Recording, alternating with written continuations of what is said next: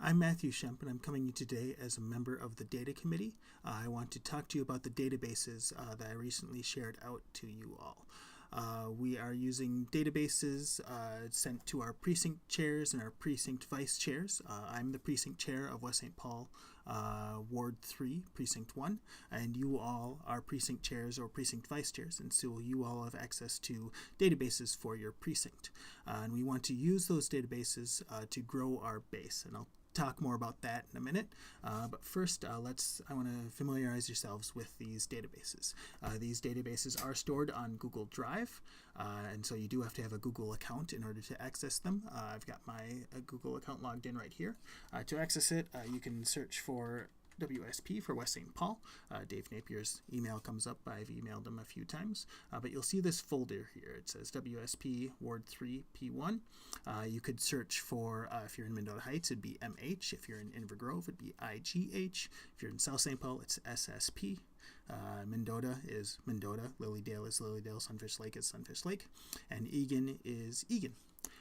So you can go ahead and click that link. These are all shared through the Minnesota DFL SD52 Gmail, and so you can also search for that, Minnesota DFL SD52, and this folder will come up as well. Within the folder, you'll have two files. You'll have your database and you'll have your map. In my folder, I've also got this sample precinct database, so I'm going to go ahead and click on that and show you that. The reason I created a sample is because I want to keep your info safe. I don't want to broadcast anybody's info over the internet, so I've got fake names in this database that I will show you. There are a bunch of different tabs down at the bottom that you can see. Two of the tabs are locked. The rest of the tabs are open. The first two tabs are the lock tabs. They're the title page and the active members. And then there's strong dems, and then 4 tabs of election results. And I'll talk about those each in turn. First, we've got the title page, and so this kind of gives an eagle-eyes view of your precinct. We can see the number of registered voters in your precinct. We've got a link to the map. We can see how many active members we have, how many strong dems we have, and how many votes it will take to be controlling the primary, how many DFL votes there were in 2016 in CD2, and then how many DFL votes it takes to win the CD2 race in your precinct. These are just to kind of give us baseline goals for each precinct. And some precincts are more democratic than others, so some precincts will have an easier time making these goals than other precincts will, but we wanted to give a baseline number to shoot for, to say, hey, if we're going to turn SD52 blue, then these are the numbers that we need to see. And we don't need to see them in every precinct, but we should see them in most precincts. And so the idea is that we set some goals and see if we can make it, and then we can set goals in the future based on that. It's going to be that kind of process with this data. We can also see who the database is shared with, and we will update this as we go. Right now, since this is a sample database, it's only shared with me.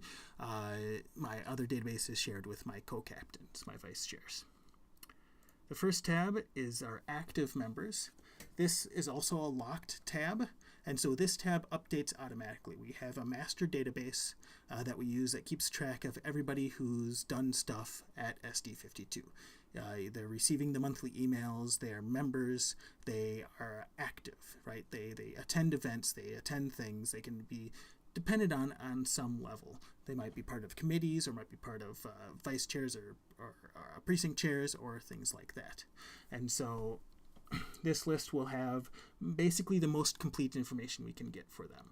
It'll have last and first name, it'll have their address, their city, their zip, which should be the same since they're all in the same precinct, phone and email, and then their role within SD52.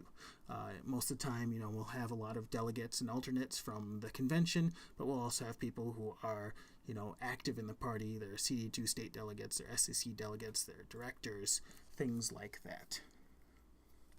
These lists, again, update automatically, and so as names get put into our main database, they'll actually automatically appear underneath in this tab.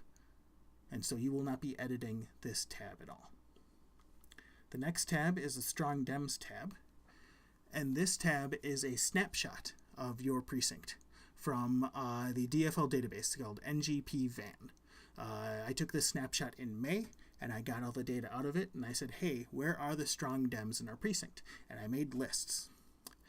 Now, the big thing about this list is that you will control it. There's not a lock. It won't update automatically. I don't want to go and do that work again, right? But what we will give you is we'll give you street addresses and phone numbers for each of the strong Dems in your precinct. And so that gives you a good idea of where the strong Democrats are, where the long-term Democrats are. Now, strong Democrat is a label that they assign by algorithm. And so it might not always be the most accurate. There might be people who are very Democratic who don't quite fall under the strong Dem label yet. There might be people who are strong Dems who, when you relate to them as neighbors, you realize, well, maybe not that strong. And so this is where your working the database comes in. We can also look at the map. And so let me show that again. I'll go to the title page and I'll click the link here. And this will show a map of my precinct, Ward 3 P1. This shows the strong Dems. And so this shows strong Dems and active members together, and it shows where they all are. You can look and say, well, what areas are we missing? And so I've looked here, and I actually removed some houses here, but there's a big hole right here.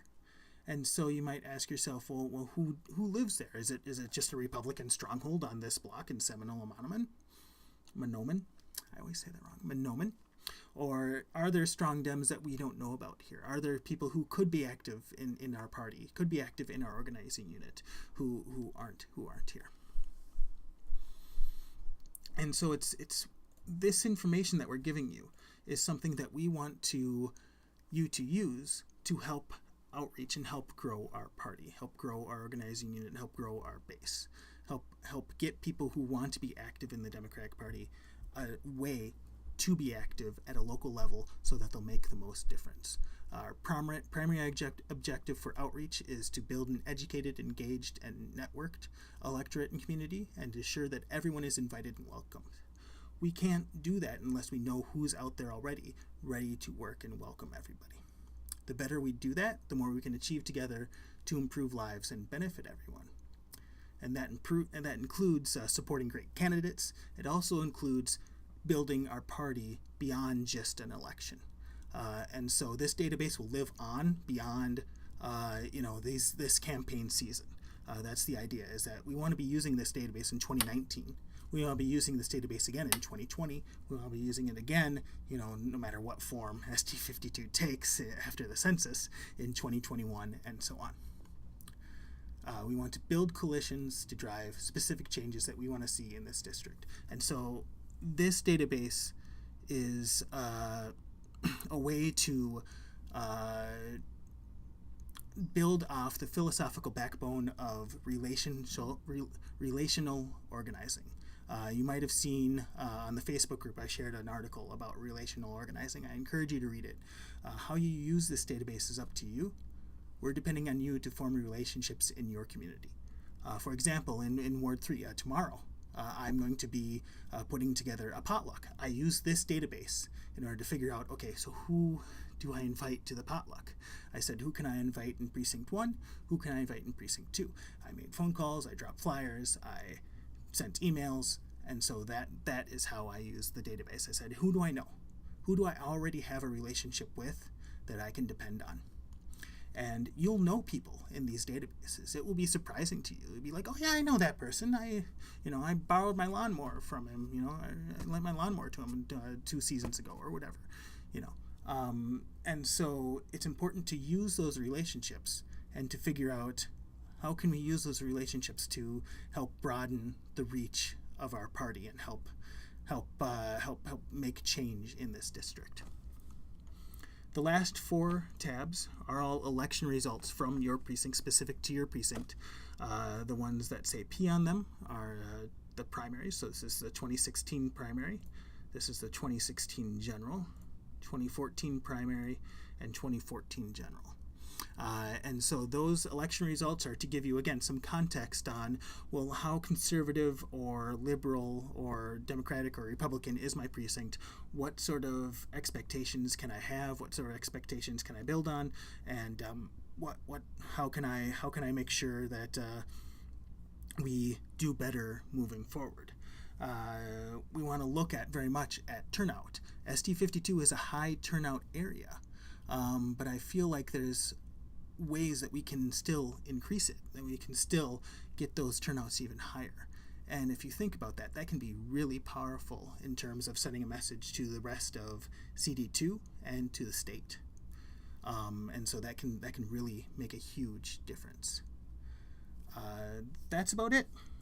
If you have any questions, feel free to comment. I'm going to be posting this on the Facebook group, and also I will post a link in your folder, so you'll see it right here. It'll be the third file in your folder. Otherwise, if you have other information requests, if you want other information from the van, or want to update things on the database, or want certain results or certain information, either demographically or data-wise or whatever, you can email me. My email is mshempp, SCHEMPP, @gmail.com. Thanks a lot.